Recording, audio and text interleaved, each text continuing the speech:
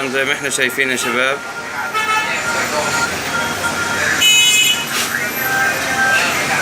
هذا كابل الجتاز. هاي هاللوحة، لوحة جي 355.